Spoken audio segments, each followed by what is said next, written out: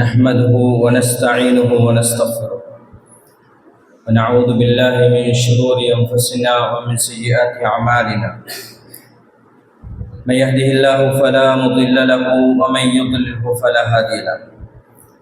وأشهد أن لا إله إلا الله وأشهد أن محمدا عبده ورسوله. اللهم صل على محمد وعلى آل محمد كما صليت على إبراهيم وعلى آل إبراهيم إنك حميد مجيد. اللهم بارك على محمد وعلى آل محمد كما باركت على إبراهيم وعلى آل إبراهيم إنك حميد مجيد. أعوذ بالله السميع العليم من الشيطان الرجيم من همزه ونفثه ونفثه. بسم الله الرحمن الرحيم. يا أيها الناس اتقوا ربكم الذي خلقكم من نفس واحدة وخلق منها زوجها وبث منهما رجالا كثيرا ونساء واتقوا الله الذي تساءلون به والأرحام إن الله كان عليكم رقيبا. يا أيها الذين آمنوا اتقوا الله حق تقاته ولا تموتن إلا وأنتم مسلمون. يا أيها الذين آمنوا اتقوا الله وقولوا قولا سديدا يصلح لكم أعمالكم ويغفر لكم ذنوبكم ومن يطع الله ورسوله فقد فاز فوزا عظيما. وقال نبينا صلى الله عليه وسلم: فإن أصدق الحديث كتاب الله وخير الهدي هدي محمد صلى الله عليه وسلم وشر الأمور محدثاتها وكل محدثة بدعة وكل بدعة ضلالة وكل ضلالة في النار. அளவற்றாருளாளன் நிகரற்ற அன்புடையோன் அல்லாஹு தஆலாவின் திருப்பெயரால் இந்த குத்பா பிரசங்கத்தை ஆரம்பம் செய்கிறேன். அன்பிற்கினிய இஸ்லாமிய உறவுகளே, அல்லாஹ்வின் நல்லடியார்களே, அல்லாஹு தஆலா அல் குர்ஆனில் இக்தரப லின்னாஸி ஹிசாபஹும் வஹும் ஃபீ கஃப்லத்தின் முஅரிதூன், மக்கள் அதிகமாக மறந்திருக்கின்ற, கவனத்தில் எடுக்காத ஒரு விடயத்தை பற்றி அல்லாஹ் ஞாபகப்படுத்துகிறான். அது என்னன்னா மறுமை நாள். இந்த மறுமை நாள் குறித்து பெரும்பாலும் இந்த உலகம் அழியும் என்ற இந்த நிகழ்வு குறித்து பெரும்பாலும் நாம் அடிக்கடி யோசிக்காத அல்லது வேறு ஒரு விடயத்தை அதிகமாக யோசிக்கின்ற, இந்த உலகத்தில் நிலையாக நிம்மதியாக வசதியாக வாழ்கின்ற அந்த வாழ்க்கையை பற்றி அதிகம் திட்டமிடுகின்ற மனிதர்கள் குறித்து அல்லாஹு தஆலா நமக்கு சொல்கிறான். சூரத்துல் அன்பியால, மக்களே, உங்களுக்கான கேள்வி கணக்கு நெருங்கி கொண்டிருக்கிறது, ஆனால் நீங்களோ கவனக்குறைவாக அது பற்றி எண்ணமே இல்லாமல் இருக்கிறீர்கள் என்று அல்லாஹ் தஆலா சொல்கிறான். அன்பிற்கினிய இஸ்லாமிய உறவுகளே, சகோதரர்களே, அந்த அடிப்படையில் இன்றைய குத்பாவின் தலைப்பாக எச்சரிக்கப்படும் மறுமை நாளின் அடையாளங்கள் என்ற இந்த தலைப்பில் ஒரு சில விடயத்தை உங்களோடு பகிர்ந்து கொள்ளலாம் என்று நான் நினைக்கிறேன். மறுமை நாளுடைய அடையாளம் என்று சொன்னால் பெரும்பாலும் நாம் கேள்விப்பட்டவைகள், அறிந்தவைகள், எங்களுடைய மனக்கண்ணுக்கு முன்னால் இன்னது மறுமை நாளுடைய அடையாளம் என்று நாம் நினைப்பதுண்டு. எங்களோட சின்ன வயசில் எங்களோட உம்மம்மா அல்லது வாப்பம்மா அந்த முதிர்ந்த வயதில் அவர்கள் நினைத்த சில விஷயங்களை சொன்னார்கள். நாங்கள் மறுமை நாள்னா என்னன்னு கேட்டால், அது தென்னை மரத்துற அளவுக்கு தண்ணி வரும் என்று சொல்லுவாங்க. உலகம் அழிகிறதுக்கு தென்னை மரம் அளவுக்கு, ஏன்னா நம்மளோட பார்வையும் அந்த அளவு சின்னதாக தான் இருக்கும். தென்னை மரம் தான் உசரமான இடம் என்று நாங்கள் உயரமான ஒன்று என்று நினைத்து கொண்டிருந்த காலம். இப்படி ஒவ்வொருவருடைய மனங்களிலும் அல்லது அவர்களுடைய அறிவுக்கு ஏற்றாற்போல் அவர்கள் ஏதோ ஒன்றை அவர்கள் கற்பனை செய்து வைத்திருக்கிறார்கள். இந்த உலகம் இப்படித்தான் அழியும் என்று. அன்பிற்கினிய இஸ்லாமிய உறவுகளே, சகோதரர்களே, சில நிகழ்வுகளை பற்றி அல் குர்ஆனும் சுன்னாவும் நமக்கு சொல்கிறது. அது நடந்தால் தொடர்ந்து நடந்து முடிந்துவிடும். அந்த நிகழ்வுகள் இதுவரைக்கும் நடக்கலை. ரசூல் ஸல்லல்லாஹு அலைஹி வஸல்லம் அவர்கள் சொன்னார்கள், அல் ஆயாத், இந்த மறுமை நாளுடைய அடையாளங்கள் இருக்கிறதே, அது எப்படிப்பட்டதென்றால், அது ஹரஸாத்துன் மந்தூமாத்துன் ஃபீ சில்கின், அது ஒரு கோர்க்கப்பட்ட முத்து மாலையை போல. ஒரு முத்து மாலை அருந்தா அது எப்படி ஒன்றன் பின் ஒன்றாக எல்லாம் கொட்டி விடுமோ, ஒரு முத்து மாலை எப்படி அருந்தா அப்படி ஒன்றன் பின் ஒன்றாக கொட்டிவிடுமோ அது போன்று மறுமை நாளுடைய அதாவது உலகம் அழிவுன்ற அந்த நிகழ்வு நடக்க ஆரம்பித்து விட்டால் அது தொடர்ந்து ஒன்றன் பின் ஒன்றாக அது நடந்து முடிந்து விடும் என்று ரசூல் ஸல்லல்லாஹு அலைஹி வஸல்லம் அவர்கள் சொன்னார்கள். அல்லாஹ் பாதுகாக்கணும். அப்படியான ஒரு நிகழ்வு இன்னும் வரலன்னு நம்ம என்ன செய்யலாம், எதிர்பார்க்கலாம். தஜ்ஜாலுடைய வருகை, நபி ஈசா அலைஹிஸ்ஸலாம் அவர்களை அழிப்பதற்கு வருகின்ற வருகை, யாஜூஜ் மாஜூஜுடைய வருகை, அதே போன்று ஒரு புகை கிளம்புதல், நெருப்பு ஏற்படுதல், இது போன்ற நிகழ்வுகளை அல்லாஹ்வுடைய தூதர் ஸல்லல்லாஹு அலைஹி வஸல்லம் அவர்கள் பெரும் 10 அடையாளங்கள் என்று நமக்கு அடையாளப்படுத்தி இருக்கிறார்கள். இந்த நிகழ்வு நடந்தால் அது ஒன்றன் பின் ஒன்றாக நடந்து அது முடிந்து விடும், அந்த உலக அழிவு நடந்து விடும் என்று ரசூல் ஸல்லல்லாஹு அலைஹி வஸல்லம் அவர்கள் சொன்னதை நாம் பார்க்கிறோம். இன்னும் சில அடையாளங்களை குறித்து நபி அவர்கள் சொன்னது எப்படி என்று கேட்டால் அது நடந்து முடிஞ்சிச்சு. இதுக்கு முன்னாடி ரசூல் ஸல்லல்லாஹு அலைஹி வஸல்லம் அவர்களுடைய வாக்கு பிரகாரம் நம்ம பிறக்கிறதுக்கு முன்னாடி அல்லது ரசூல் ஸல்லல்லாஹு அலைஹி வஸல்லம் அவருடைய வருகைக்கு பின்னால் அது நடந்து முடிஞ்சு. அது எப்படி என்று கேட்டால் ரசூல் ஸல்லல்லாஹு அலைஹி வஸல்லம் அவர்கள் புஇஸ்து அன வஸ்ஸாஅ கஹாதிஹி மின் ஹாதா, நானும் மறுமை நாளும் இப்படி அனுப்பப்பட்டிருக்கிறோம் என்று தன்னுடைய 2 விரல்களை இணைத்து காட்டினார்கள். ரசூல் ஸல்லல்லாஹு அலைஹி வஸல்லம் அவருடைய வருகையும் மறுமையும் மிக நெருக்கமான ஒரு பகுதி என்பதை இந்த ஹதீஸ்ல ரசூல் ஸல்லல்லாஹு அலைஹி வஸல்லம் அவர்கள் சொன்னார்கள். இன்னொரு ஹதீஸ்ல அத்தைத்து நபி ஸல்லல்லாஹு அலைஹி வஸல்லம் ஃபி கஸ்வத்தி தபூக்குடைய யுத்தத்தில் நாங்கள் கலந்து கொண்டிருந்தோம். இந்த செய்தி அறிவிக்கக்கூடிய அவுஃப் இப்னு மாலிக் ரலியல்லாஹு அன்ஹு அவர்கள் அறிவிக்கிறார்கள், ரசூல் ஸல்லல்லாஹு அலைஹி வஸல்லம் அவர்கள் நாங்கள் சந்திக்க போனேன். அப்போ ரசூல் ஸல்லல்லாஹு அலைஹி வஸல்லம் அவர்கள் என்கிட்ட சொன்னாங்க, யஅதில் சித்தம் பைன யதி ஸாஅ, மறுமை நாளுடைய அந்த நிகழ்வு அல்லது அடையாளங்களில் 6 நடக்கும், அதை எண்ணிக்கொள்ளுங்க என்று ரசூல் ஸல்லல்லாஹு அலைஹி வஸல்லம் சொன்னார்கள். இந்த நிகழ்வை ரசூல் ஸல்லல்லாஹு அலைஹி வஸல்லம் அவர்கள் சொன்னார்கள். அது நடந்து முடிஞ்சு என்ற சில ஹதீஸுகள் அல்லது சில வரலாற்று குறிப்புகள் இருக்கிறது. உதாரணமாக ரசூல் ஸல்லல்லாஹு அலைஹி வஸல்லம் அவர்களுடைய மறைவு, ரசூலுல்லாஹ் மௌத்தாயினா அது முதலாவது மறுமை நாளுடைய அடையாளங்கள்ல உண்டு. ஏன்னா ரசூல் ஸல்லல்லாஹு அலைஹி வஸல்லம் சொன்னார்கள் இல்லையா, தானும் மறுமை நாளும் இப்படி இருக்கிறோம் என்றால் ரசூல் ஸல்லல்லாஹு அலைஹி வஸல்லமுடைய மரணம், அவர்கள் இந்த உலகத்தை விட்டு பிரிவது, இந்த உலகம் அழிவதற்கான முதல் அடையாளத்தின் ஒரு பகுதி. அதைத்தான் ரசூல் ஸல்லல்லாஹு அலைஹி வஸல்லம் அவர்கள் அப்படி சொன்னார்கள். மௌத்தி ரசூலுல்லாஹ் சொன்னாங்க அந்த ஹதீஸ்ல, முதலாவது என்னுடைய மரணம் என்றாங்க. சும்ம ஃபத்ஹ பைனல் முகத்தஸ், அதாவது பைத்துல் முகத்தஸ், இந்த பலஸ்தீனுடைய பள்ளிவாசல், எங்களுடைய 3வது கிபிலா, அது வெற்றி கொள்ளப்படுவது என்று ரசூல் ஸல்லல்லாஹு அலைஹி வஸல்லம் அவர்கள் சொன்னார்கள். இது உமர் ரலியல்லாஹு அன்ஹுடைய காலத்துல நடந்த ஒரு நிகழ்வு. ஹிஜ்ரி 15 ரசூல் ஸல்லல்லாஹு அலைஹி வஸல்லம் மௌத்துக்கு பிறகு உமர் ரலியல்லாஹு அன்ஹுடைய ஆட்சி காலத்துல பைத்துல் முகத்தஸ் முதலாவதாக வெற்றி கொள்ளப்பட்டது. அது உமர் ரலியல்லாஹு அன்ஹுடைய ஆட்சி காலத்துல கைப்பற்றப்பட்ட ஒரு விடயம். இந்த செய்தியை சொல்கிற பொழுது அறிஞர்கள் சொல்றாங்க, இது மாறி மாறி நடக்கும். அது சலாஹுத்தீன் அய்யூபி ரஹ்மத்துல்லாஹி அவருடைய ஆட்சி காலத்திலும் மீண்டும் அது மீள கைப்பற்றப்பட்டது, வெற்றி கொள்ளப்பட்டது பைத்துல் முகத்தஸ். அப்ப இப்பையும் அது முஸ்லிம்களுடைய ஆளுகைக்கு கீழால் தான் இருக்கிறது. ஆனால் அதனை தங்களுடைய ஆளுகைக்கு கீழால் கொண்டு வருவதற்கு முயற்சி செய்கிறார்கள். இப்படி ரசூல் ஸல்லல்லாஹு அலைஹி வஸல்லம் அவருடைய அந்த வாழ்வின் பொழுது, ரசூலுல்லாஹ் இந்த செய்தியை அறிவிக்கிற பொழுது, ரசூலுல்லாஹ் சொல்லுகிற பொழுது பைத்துல் முகத்தஸ் முஸ்லிம்களுடைய ஆட்சியின் அதிகாரத்துக்கு கீழால் இல்லை. ஆனால் ரசூலுல்லாஹ் மௌத்தாயினதுக்கு பிறகு உமர் ரலியல்லாஹு அன்ஹு அவர்கள் ஆட்சிக்கு வந்த பொழுது ஹிஜ்ரி 15 முதலாவதாக இந்த பைத்துல் முகத்தஸ் கைப்பற்றப்படுகிறது. அதுக்கு பிறகு ஒரு கட்டத்தில் பைத்துல் முகத்தஸ் முஸ்லிம்களுடைய அதிகாரத்தில் ஆட்சியிலிருந்து கைப்பற்றியவர்கள் கிறிஸ்தவர்களிடமிருந்து சலாஹுத்தீன் அய்யூபி ரஹ்மத்துல்லாஹி அவர்கள் அதனை மீண்டும் வெற்றி கொண்டார்கள். அதுபோல இன்னும் சில நிகழ்வுகள் அதை சுற்றி இடம்பெறலாம். அப்ப இந்த வார்த்தையை ரசூல் ஸல்லல்லாஹு அலைஹி வஸல்லம் அவர்கள் சொன்ன இந்த வார்த்தையை, அதாவது பைத்துல் முகத்தஸ் வெற்றி கொள்ளப்படும் என்று சொன்னது, ஒரு காலத்தில் முஸ்லிம்களுடைய கையில் இருக்கும், வெற்றி கொள்ளப்பட்டு மீண்டும் அது பிறருடைய கைக்கு போகும், திருப்பி வெற்றி கொள்ளப்படும். அப்படி அதனை அது மீள மீள நடைபெறுகின்ற ஒரு நிகழ்வாக நாம் பார்க்க முடியும். இதை ரசூல் ஸல்லல்லாஹு அலைஹி வஸல்லம் அவர்கள் 2வது நிகழ்வாக அந்த ஹதீஸ்ல 6 அடையாளங்கள்ல 2வது நிகழ்வாக ரசூல் ஸல்லல்லாஹு அலைஹி வஸல்லம் அவர்கள் சொன்னார்கள். அதே போன்று ரசூல் ஸல்லல்லாஹு அலைஹி வஸல்லம் அவர்கள் இன்னும் ஒரு செய்தி சொன்னாங்க. அது என்னன்னு கேட்டால், அந்த நபித்தோழரை குறித்து சொன்னாங்க என்னன்னா, செல்வம் பெருகி பணம் கொட்டி ஒரு காலம் இருந்தது.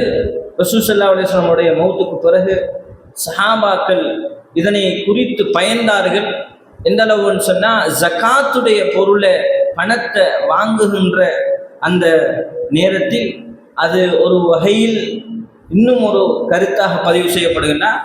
100 திர்ஹம் கொடுத்தாலும் இது போதாது என்ற அளவுக்கு, என்ன தள்ளி கொடுத்தாலும் போதாது என்ற அளவுக்கு வாங்குறவருடைய மனநிலை இருக்கும் என்றும், இந்த கொடுக்கிறவர் யாருக்கு கொடுக்கிறதுன்னு தேடி திரிஞ்சு கொடுக்கறதுக்கு யாருமே இல்லை என்ற அளவுக்கு செல்வம் எல்லோருடைய கையிலும் பல்கி பெருகி கொண்டிருக்கும் என்று ரசூல் ஸல்லல்லாஹு அலைஹி வஸல்லம் அவர்கள் சொன்னதாக இந்த 2 விளக்கங்களும் இந்த ஹதீஸில் இருந்து பெறப்படுகிறது. நிறைய இஸ்லாமிய சகோதரர்களே, இதே போன்றுதான் ரசூல் ஸல்லல்லாஹு அலைஹி வஸல்லம் அவர்கள் சொன்னார்கள், ஃபித்னத்துன், குழப்பங்கள் ஏற்படும். இந்த குழப்பம் எப்படிப்பட்டது என்று கேட்டால், இதை ரசூல் ஸல்லல்லாஹு அலைஹி வஸல்லம் அவருடைய நபித்தோழர்கள் இதை நினைச்சு பெரிதும் பயப்பட்டிருக்கிறார்கள். நம்ம எப்படி பார்க்கிறோம்னா, ஃபித்னா எங்களை விட்டு இந்த குழப்பம் அகலாதா விலகாதா என்று எதிர்பார்க்கிற காலம் இது. ஆனால் நபித்தோழர்களுடைய காலத்தில் நடந்து விடுமோ என்று பயப்படுகின்ற காலம். ரசூலுல்லாஹ்வுடைய அந்த சமூகத்துடைய அந்த எதிர்பார்ப்பில் ஃபித்னா நடந்து விடுமோ, ஏன்னா ஃபித்னாவே நடக்கல, ஃபித்னா நடந்து விடுமோ என்று எதிர்பார்க்குகிற காலம். உமர் ரலியல்லாஹு அன்ஹு அவர்கள் ஹுதைஃபா ரலியல்லாஹு அன்ஹு அவர்களை கூப்பிட்டு கேட்குறாங்க, ரசூல் ஸல்லல்லாஹு அலைஹி வஸல்லம் அவர்கள் ஃபித்னா சம்பந்தமா முன்னுதாரணமாக அல்லது முன்னறிவிப்பு செய்தார்களே, அதை பற்றி சொல்லுங்க என்று சொன்ன பொழுது ஹுதைஃபா ரலியல்லாஹு அன்ஹு அவர்கள் சொன்னாங்க, ஒரு மனுஷன் வாழ்க்கையில தனிப்பட்ட ஒவ்வொருடைய வாழ்க்கையிலையும் ஏற்படுகிற ஃபித்னா, குழப்பம், இந்த ஃபித்னான்றது மனக்குழப்பத்தையும் சொல்லலான்னு வச்சுக்கொள்ளுங்களேன். அது சாதாரணமாக ஒரு மனுஷனுடைய குடும்பத்தில் ஏற்படுகின்ற மனைவி சார்ந்த ஃபித்னாவாக இருக்கலாம், பிள்ளைகள் சார்ந்த ஃபித்னாவாக இருக்கலாம், அக்கம் பக்கத்து வீட்டார்களுடைய ஃபித்னாவாக இருக்கலாம், பாதையில் செல்லுகிற பொழுது நடக்கிற ஃபித்னாவாக இருக்கலாம். ஏதோ ஒரு மனுஷனுக்கு நடக்கக்கூடாத ஒரு ஒவ்வாமை நடக்கிற அந்த நிகழ்வை அல்லாஹ்வினுடைய தூதர் ஸல்லல்லாஹு அலைஹி வஸல்லம் அவர்கள் இந்த ஃபித்னாக்களுக்கு ஈடாக அவன் செய்கின்ற தொழுகை, அவன் நோக்குகின்ற நோன்பு, சதகாக்கள் அதற்கு ஈடாக மாற்றப்படுகிறது என்று ஹுதைஃபா ரலியல்லாஹு அன்ஹு அவர்கள் சொன்ன பொழுது உமர் ரலியல்லாஹு அன்ஹு, நான் இதை பற்றி கேட்கல, இந்த ஃபித்னாவை கேட்கல. ரசூல் ஸல்லல்லாஹு அலைஹி வஸல்லம் அவர்கள் சொன்னார்களே, ஒரு காலம் வரும், ஃபித்னா வரும் என்று, மீளா துயரங்கள் நடக்கும் என்று சொன்னார்களே, அந்த ஃபித்னாவை பற்றி கேட்கிறேன் என்று உமர் ரலியல்லாஹு அன்ஹு அவர்கள் கேட்ட பொழுது ஹுதைஃபா ரலியல்லாஹு அன்ஹு சொன்னாங்க, நீங்க இருக்கிற பொழுது அந்த ஃபித்னாவை பற்றி ஏன் பயப்படணும் என்று இவர் கேட்கிறார். என்னால் உமர் ரலியல்லாஹு அன்ஹு அவர்கள் உயிர் வாழுகிற வரைக்கும் அந்த ஃபித்னா வராது. உமர் ரலியல்லாஹு அன்ஹுடைய மரணம் தான் அந்த ஃபித்னாவினுடைய வாசல். உமர் ரலியல்லாஹு அன்ஹுடைய மரணத்துக்கு பின்னால் அந்த ஃபித்னா வலிந்து ஓடும் என்ற அளவுக்கு அந்த செய்தி வருகிறது. அப்ப இந்த செய்தியை அறிவிக்கிற ஹுதைஃபா ரலியல்லாஹு அன்ஹு படிச்சு கொடுக்குற அந்த மாணவர்கள் இந்த செய்தியை சொல்ற நேரம், உமர் ரலியல்லாஹு அன்ஹு அவர்களுக்கு தெரியுமா அந்த ஃபித்னாவினுடைய வாசல் அவர்கள் தான் ஆண்டு, அவங்களோட மௌத்து தான் அந்த ஃபித்னாவினுடைய வாசல் உடைபடும் என்று. அப்ப உமர் ரலியல்லாஹு அன்ஹு கேட்குறாங்க, அந்த வாசல் உடைபடுமா அல்லது திறந்து விடுமா, திறந்து கொள்ளுமா, தானாக திறப்படுமா அல்லது? உமர் ரலியல்லாஹு அன்ஹு கேட்குறாங்க, அது உடைக்கப்படுமான்னு கேட்குறாங்க. ஹுதைஃபா ரலியல்லாஹு அன்ஹு சொல்லுகிறார்கள், உடைக்கப்படும் என்று சொன்னாங்க. உமர் ரலியல்லாஹு அன்ஹுடைய மௌத்துக்கு 2 வாரங்களுக்கு முன்னால் இப்படி உரை நிகழ்த்தி கொண்டிருக்கிற, ஜும்மாவினுடைய உரை நிகழ்த்தி கொண்டிருக்கிற பொழுது உமர் ரலியல்லாஹு அன்ஹு சொன்னாங்க, என் கனவில் நான் சேவல் என்னை 3 முறை கொத்துவது போன்று கனவு கண்டேன் என்று சொன்னாங்க. சேவல் கொத்துவது போன்று நான் கனவு கண்டேன் என்று சொன்னாங்க. அல்லாஹ் அவர்களுக்கு அறிவித்து கொடுத்திருக்கலாம், அவர்கள் குத்தப்பட்டு மரணித்தார்கள். உமர் ரலியல்லாஹு அன்ஹு குத்தப்பட்டு மரணித்தார்கள். இந்த நிகழ்வை அவர்கள் முன்கூட்டியே கனவில் கண்டிருக்கிறார்கள். அல்லாஹ் அவர்களுக்கு அறிவித்து கொடுத்திருக்கலாம், இன்ஷா அல்லாஹ். நறுமை இஸ்லாமிய சகோதரர்களே, உண்மையாக அந்த ஃபித்னாவினுடைய வாசலை அடைத்திருந்தவர்கள் உமர் ரலியல்லாஹு அன்ஹு. அவருடைய மரணம், குத்தப்பட்டு மரணித்தார்கள், அந்த வாசல் உடைக்கப்பட்டது. ஹுதைஃபா ரலியல்லாஹு அன்ஹு சொல்றாங்களே, உடைக்கப்படும் என்று. உமர் ரலியல்லாஹு அன்ஹுடைய மரணத்துக்கு பின்னால் ஃபித்னா அந்த சமூகத்துக்கு மத்தியில் பரவியது. உஸ்மான் ரலியல்லாஹு அன்ஹுடைய ஆட்சி காலத்தின் முதல் பகுதி மிகச் சிறப்பாக இருந்தது. பிற்பகுதி மிக மோசமாக இருந்தது. அரசியல் குழப்பங்கள், கிளர்ச்சிகள், உஸ்மான் ரலியல்லாஹு அன்ஹு அவர்கள் சிறைக்கு பிடிக்கப்பட்டு கொல்லப்படுகிற அளவுக்கு முஸ்லிம்களுக்கு மத்தியில் ஒரு மிகப்பெரிய ஒரு குழப்ப நிலை இருந்தது. நறுமை இஸ்லாமிய சகோதரர்களே, இதைத்தான் ரசூல் ஸல்லல்லாஹு அலைஹி வஸல்லம் அவர்கள் ஃபித்னா தஃபீர், அது வலிந்து ஓடும் என்ற அளவுக்கு ரசூல் ஸல்லல்லாஹு அலைஹி வஸல்லம் அவர்கள் எச்சரிக்கை செய்கிறார்கள். துஹூருல் ஃபித்னா என்ற ஹதீஸுகளில் இதை நாங்கள் பார்க்க முடிகிறது. நறுமை இஸ்லாமிய சகோதரர்களே, இதே போன்றுதான் ரசூல் ஸல்லல்லாஹு அலைஹி வஸல்லம் அவர்கள் இப்படி இந்த ஃபித்னாவினுடைய அல்லது மறுமை நாளுடைய அடையாளங்களாக சொன்ன ஒரு விஷயம் அது என்னென்று கேட்டால், பெண்கள் அதிகமாகிறது, அறிவு உயர்த்தப்படுவது, அறியாமை சமூகத்துக்கு மத்தியில் பரவலாக இருப்பது, அதே போல ரசூல் ஸல்லல்லாஹு அலைஹி வஸல்லம் அவர்கள் விபச்சாரம் பெருகி இருப்பது, அதே போல மது சாதாரணமாக இருப்பது, இசை ஹலால் என்று சமூகம் நினைப்பது என்றெல்லாம் பல ஹதீஸுகளில் ரசூல் ஸல்லல்லாஹு அலைஹி வஸல்லம் அவர்கள் இந்த அடையாளங்களை சொல்லியிருக்கிறார்கள். இன்று நாங்கள் இந்த மூணையும் பார்க்கலாம். விபச்சாரம் இன்னைக்கு அது ஒஃபீஷியல், இன்னைக்கு இந்த சோஷியல் வெல்ஃபேர் செய்கிறவங்க அல்லது சமூகத்தினுடைய பணிகளில் ஈடுபடக்கூடிய சமூக செயற்பாட்டாளர்கள் இந்த விபச்சாரத்தை ஒரு தொழிலாக அங்கீகரிக்க வேண்டும் என்று இன்னைக்கு பாராளுமன்றத்தில் அல்லது சட்ட ரீதியான ஒரு அங்கீகாரம் பெற வேண்டும் என்று பல நாடுகளில் அதற்காக கம்யூனிட்டியாக ஒரு சமூகமாக அவர்கள் போராடுவதை நாம் பார்க்க முடிகிறது. எல்ஜிபிடி கம்யூனிட்டி என்று சொல்கிறார்கள். விபச்சாரத்துக்குன்னு ஒரு தனியான துறை உண்டு. அதை நம்ம அசிங்கமாக பார்த்தாலும் அது அவர்கள் ஒரு வளர்ந்து வருகின்ற துறையாக, அல்லது இன்றைக்கு இலங்கை போன்ற நாடுகளில் டூரிசம், அதாவது வெளிநாட்டவர்கள் நாட்டுக்குள்ள வந்து அவர்களுடைய அந்த பொருளாதாரத்தை இங்கு செலவழிப்பதற்கான ஃபெசிலிட்டிஸ், அந்த வசதிகளை செஞ்சு கொடுக்கணும் என்பதில் இதுவும் ஒரு வசதியாக 5 ஸ்டார் ஹோட்டலில் 7 ஸ்டார் ஹோட்டலாக மாறணுமெண்டா அங்கே இந்த வசதிகள் எல்லாம் இருக்கணும் என்ற ஒரு ஃபெசிலிட்டிஸை இன்றைக்கு என்ன செய்கிறாங்கன்னு கேட்டால் ஒரு மதிப்பீடாக, ஒரு அளவீடாக பார்க்கிறார்கள்.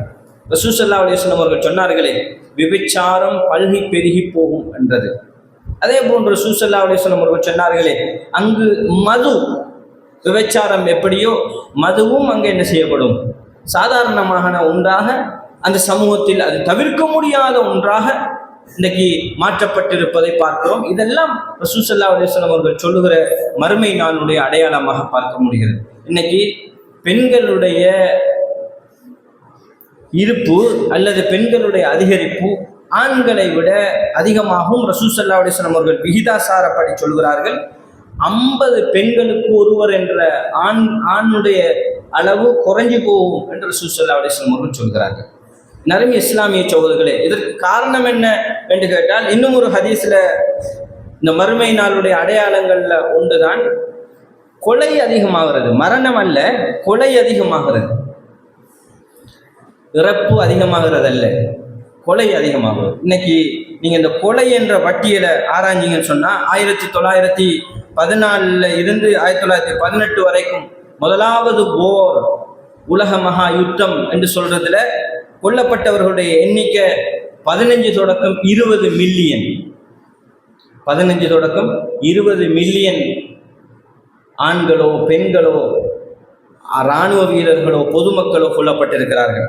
அதே போன்று நீங்க 2வது உலக மகா யுத்தத்தை எடுத்துக்கொண்டீங்கன்னு சொன்னா அதுல 1939 இருந்து 1945 வரைக்கும் நடைபெற்ற இந்த 6 ஆண்டு கால யுத்தத்தில் கிட்டத்தட்ட 2.5 கோடி, அதாவது 25 மில்லியன் பொதுமக்கள் கொல்லப்பட்டிருக்கிறார்கள். 4.5 கோடி, அதாவது 6 கோடி பேர் வரைக்கும் கிட்டத்தட்ட இராணுவ வீரர்கள் கொல்லப்பட்டிருக்கிறார்கள். 2வது உலக மகா யுத்தத்தில் ஆண்கள் அல்லது இராணுவ வீரர்கள் கொல்லப்பட்டிருக்கிற அளவு என்னன்னு கேட்டால் கிட்டத்தட்ட 45 தொடக்கம் 60 மில்லியன் இராணுவ வீரர்கள் கொல்லப்பட்டிருக்கிறாங்க. இந்த 21ஆம் நூற்றாண்டு காலப்பகுதிக்குள் நடந்த இன்னும் பல யுத்தங்களை நீங்க எடுத்துக்கொண்டீங்கன்னு சொன்னா அதுல கொல்லப்பட்டவர்களுடைய எண்ணிக்கை சராசரியாக நீங்க இந்த உலக மகா யுத்தத்துக்கு பிறகு நடந்த வியட்நாம் போராக இருக்கலாம், அதுக்கு பிறகு ஈரான் யுத்தமாக இருக்கலாம், அல்லது அதுக்கு பிறகு ஈரான் குவைத் மீது மேற்கொண்ட அந்த யுத்தத்தின் பொழுது உலகத்தில் யுஏக்கும் ஈராக்குக்கும் நடைபெற்ற யுத்தமாக இருக்கலாம். அதுக்கு பிறகு நீங்கள் ஆப்கானிஸ்தான் ரஷ்யாவுடைய யுத்தமாக இருக்கலாம். அதே போல லிபியாவில் அமெரிக்கா மேற்கொண்ட யுத்தமாக இருக்கலாம். இதே போல அதுக்கு பிறகு நடைபெற்ற பல யுத்தங்கள், நீங்கள் இறந்தவர்கள் கொல்லப்பட்டவர்களுடைய எண்ணிக்கையை நீங்கள் எடுத்து பார்த்தால் மில்லியன் கணக்கான மக்கள் இந்த யுத்தங்கள் என்ன செய்யப்பட்டிருக்கிறார்கள், கொல்லப்பட்டிருக்கிறார்கள். ரசூல் ஸல்லல்லாஹு அலைஹி வஸல்லம் அவர்கள் சொன்னார்கள், கொலை அதிகரிக்கப்படும். கொலை சாவுறவனுக்கு தெரியாது ஏன் சாவுறன்னு, கொல்றவனுக்கு தெரியாது ஏன் கொல்றன்னு. இலங்கையில் சமீப காலமாக இந்த துப்பாக்கி கலாச்சாரம் என்று சொல்கிறார்கள். ரோட்லேயே என்ன செய்கிறது, நிப்பாட்டி ஷூட் பண்ணிட்டு போகிறது. நாளைக்கு ஒருத்தர் 2 பேர் என்ற வகையில் என்ன சிறப்பு வீதத்தை நீங்கள் கணிச்சு பார்த்தீங்கன்னா 2025ஆம் ஆண்டு ஒரு கணிசமான எண்ணிக்கை உயர்ந்திருக்கிறது. நீங்கள் அமெரிக்காவில் எடுத்துக்கொண்டா அங்கே இருக்கிற ஜனத்தொகையை விட துப்பாக்கிகள் அதிகமாகும். அங்கே இருக்கிற ஜனத்தொகையை விட துப்பாக்கிகள் அதிகம். அதே நேரத்தில் அங்கே இந்த துப்பாக்கிகளால் ஷூட் பண்ணுற விகிதம் அதை விட அதிகமாகும். துப்பாக்கிகளால் சுடப்பட்டு கொல்லப்படுகிறவர்கள் அதிகம் என்று இன்றைக்கு கணிப்பீடுகள் புள்ளி விவரம் சொல்லுகிறது. ரசூல் ஸல்லல்லாஹு அலைஹி வஸல்லம் அவர்கள் சொன்னார்களே, மறுமை நாளுடைய அடையாளங்கள் ஒன்று என்ன தெரியுமா, மக்கள் வீணாக கொல்லப்படுதல்.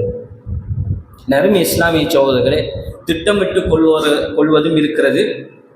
அதே நேரத்தில் திட்டமிடாமல் தற்செயலாக நடக்கிற கொலைகளும் இருக்கிறது. ஆனால் எல்லாம் கொலையாக நடைபெறுகிறது. அது எப்படி திட்டமிட்டு செய்வது என்று சொன்னால், இன்றைக்கி மெடிக்கல் மாஃபியா, அதே மாதிரி கெமிக்கல் போன்ற ரசாயன பதார்த்தங்களை மக்களுக்கு மத்தியில் உணவிலோ அல்லது வேறு வழிகளிலோ மக்களுக்கு அதனை திணித்து மெல்ல இந்த பொய்சன் சொல்லுவாங்க இல்லையா, ஸ்லோ பொய்சன் சொல்லுவாங்க. அதாவது மெதுவாக ஒரு மனிதனை கொள்ளுகின்ற பொருட்களை அல்லது உணவுகளை, உதாரணமாக ஜப்பானில் போடப்பட்ட இந்த ஹிரோஷிமா நாகசாகியில் போடப்பட்ட அந்த அணுகுண்டு அந்த பிரதேசத்தில் வாழுகின்ற மக்களை எப்படி 30-40 ஆண்டுகள் சிதைத்ததோ, அதே போல அணுகுண்டை விட மிக தீவிரமான ரசாயன பொருட்களை பயன்படுத்தி இன்னைக்கு மக்களை ஆங்காங்கே தொழிலுக்காக, பிஸ்னஸுக்காக, வியாபாரத்திற்காக சில பொருட்களை தயாரித்து என்ன செய்கிறாங்க. நான் ஒரு கட்டுரை வாசித்தேன். இலங்கையில் கிட்னி நோயால் இறக்கின்றவர்களுடைய எண்ணிக்கை ஒரு கணிசமான அளவு அதிகமாக மாறுகிறது. அது எங்கே கிட்னி நோய் அதிகமாக பரவுறதுன்னு சொன்னால், ஜஃப்னா போன்ற பிரதேசங்களில் அதிகமான நோயாளிகள் கண்டுபிடிக்கப்பட்டிருக்கிறாங்க. ஏன் இது அங்கே நடக்கிறது அப்படின்னு இன்னும் கொஞ்சம் ஆழமாக தேடி பார்க்கிற பொழுது 2 காரணிகள் பிரதானமாக சொல்லப்படுகிறது. முதலாவது காரணம், கடல் உணவு உண்பவர்கள் இந்த நோயால் பாதிக்கப்பட்டிருக்கிறார்கள்.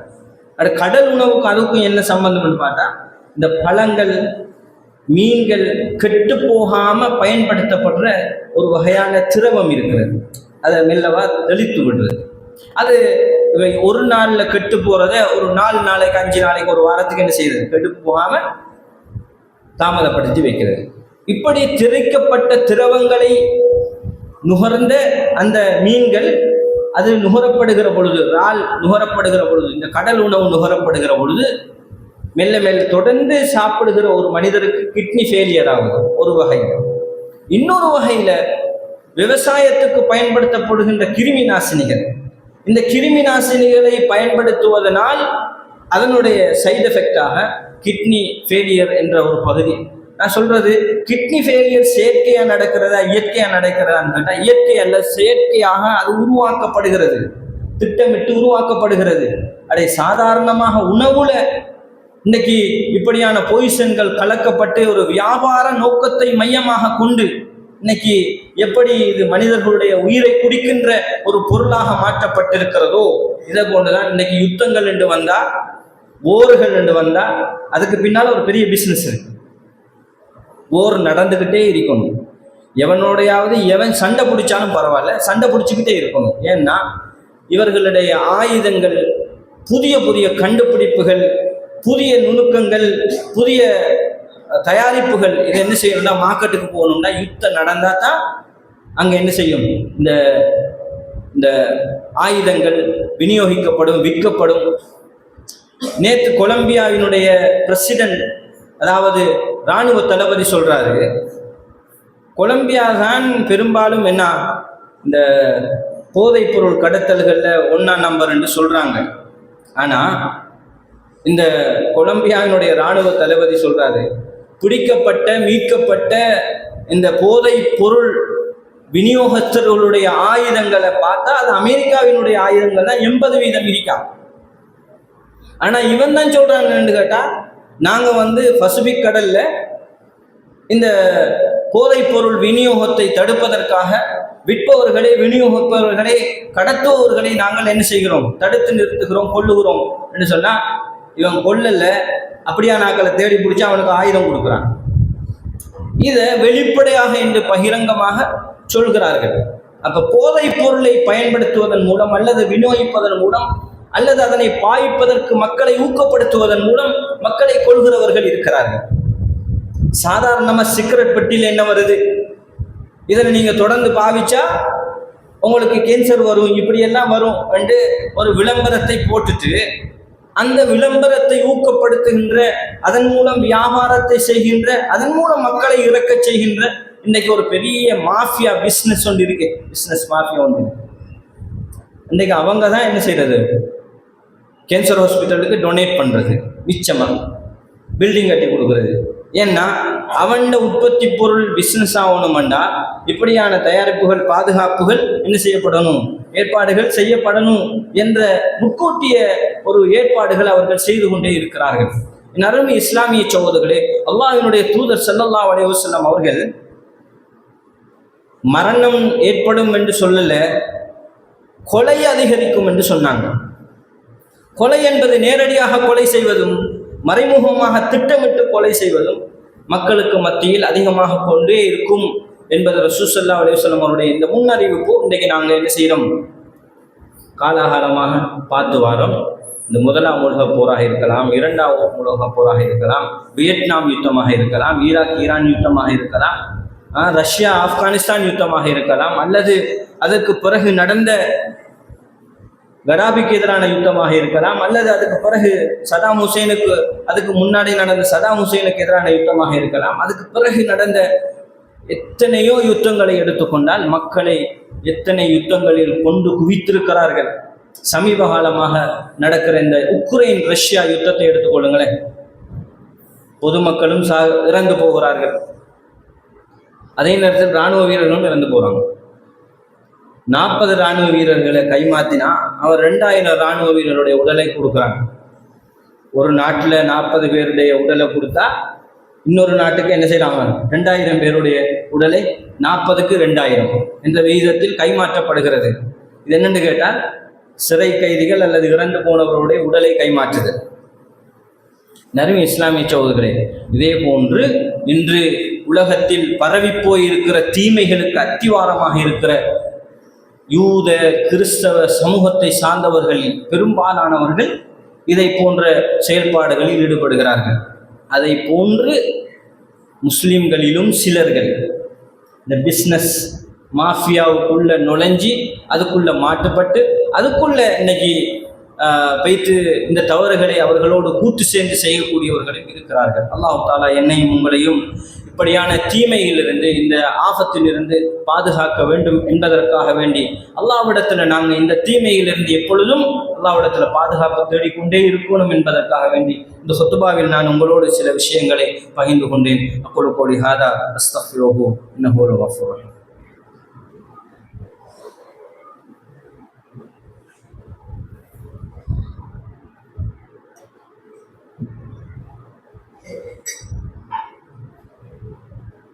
إن الحمد لله والصلاة والسلام على رسول الله.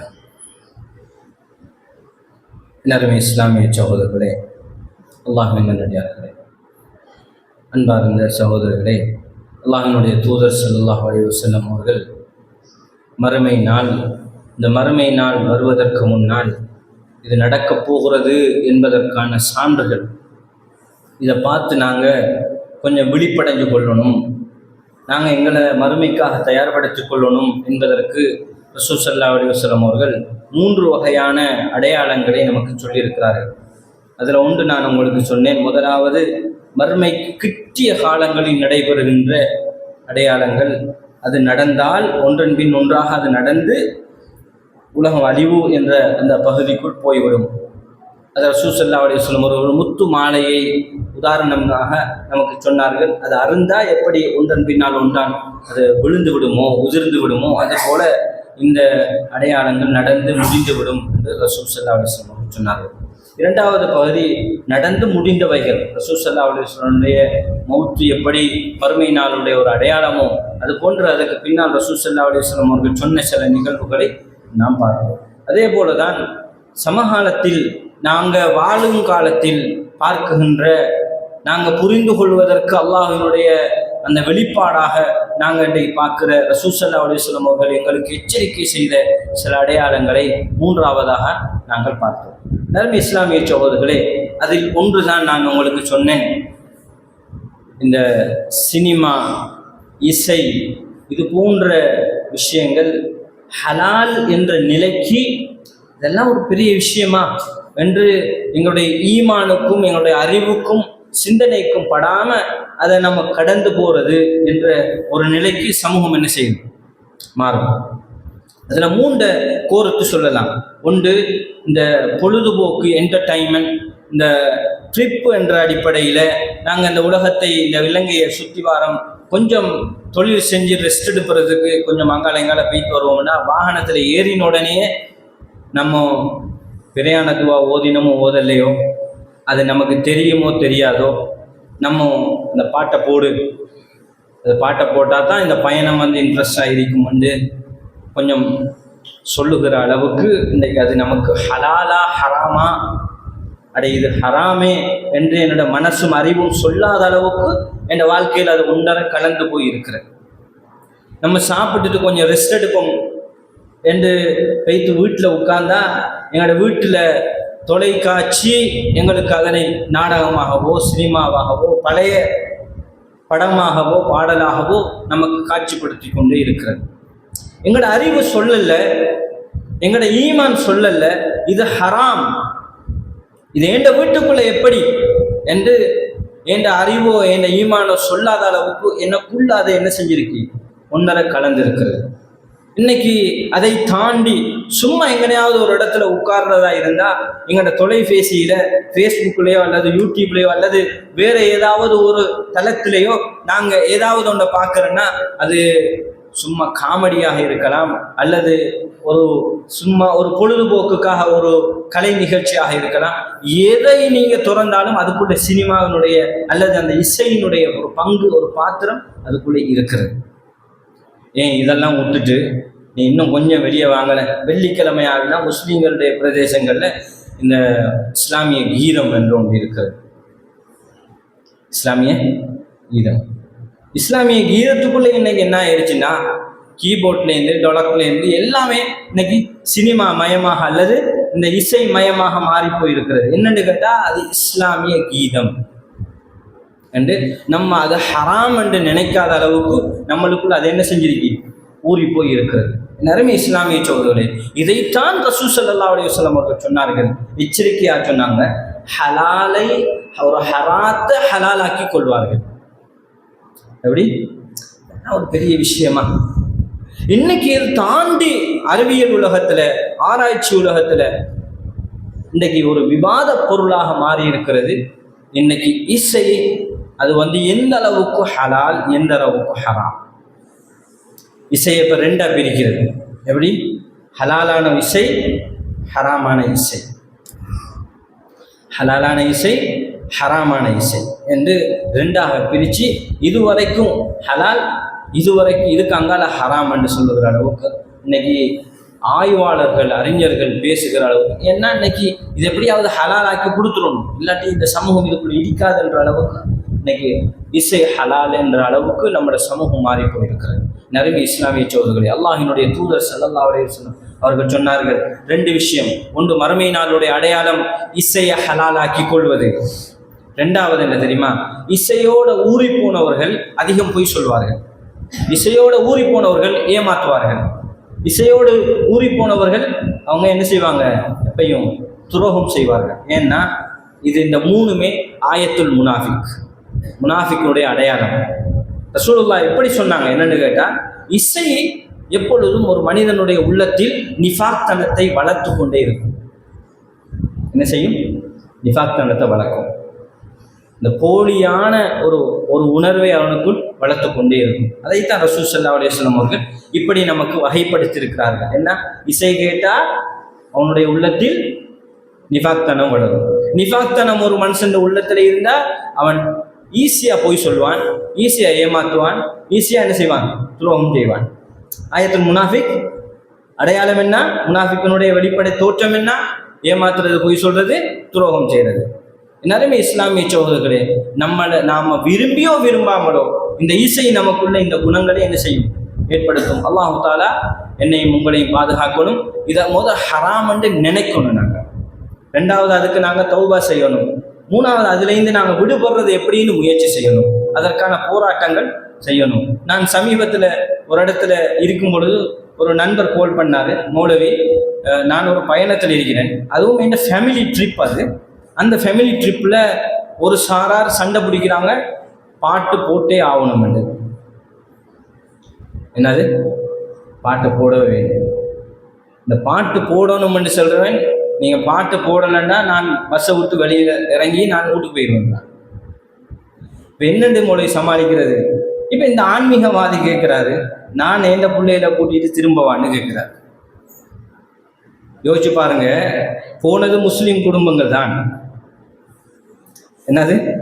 போனது முஸ்லீம் குடும்பங்கள் தான். இந்த முஸ்லீம் குடும்பங்களுக்குள்ள இசை ஹலால் என்று ஒரு சாரார் வாதிடுகிறார்கள். அது இல்லாமல் இந்த பயணமே இல்லை என்று போராடுகிறார்கள். இன்னொரு சாரார், ஒரு சொற்பமான ஒரு குடும்ப தலைவன் தந்த குடும்பத்தோட இது வானாம், இந்த ஹராத்தை கேட்டுக்கொண்டு நான் பயணம் போய் ஏதாவது ஒரு ஆக்சிடென்ட் நடந்து நான் மௌத்தாயினா இந்த பாவத்தோடு நான் கபருக்கு போகணுமே, அதனால வானாம். இப்போ அவர் ஒரு முடிவெடுக்கிறார், இந்த குடும்பத்தை விட்டு இந்த பயணத்தை விட்டு நான் ஓரமாகவா என்று கேட்குற அளவுக்கு அந்த பயணத்தில் ஒரு சர்ச்சை. கடைசியில் அந்த பாட்டு போடத்தான் வேணும் என்று கேட்ட இரண்டு இளைஞர்கள் இடைநடுவே என்ன செஞ்சிட்டாங்களாம், பயணத்தை முடிச்சுக்கிட்டு அவங்க அந்த குடும்பத்திலேருந்து பிரிஞ்சு அவங்க ஊருக்கு வந்துட்டாங்கன்னு சொன்னாங்க. நிறைய இஸ்லாமிய சகோதரர்கள் இந்த அளவுக்கு ஒரு வெறித்தனமாக என்ன செய்ய போது இன்னைக்கு மாறி இருக்கிறது. அல்லாஹ் என்னையும் உங்களையும் இந்த சோதனையிலிருந்து பாதுகாக்க வேண்டும் என்ற பிரார்த்தனையோடு இந்த உரையை முடித்துக் கொள்கிறேன். அக்குலு கௌலி ஹாதா அஸ்தக்ஃபிருஹு இன்னஹு ஹுவல் கஃபூர் ரஹீம்.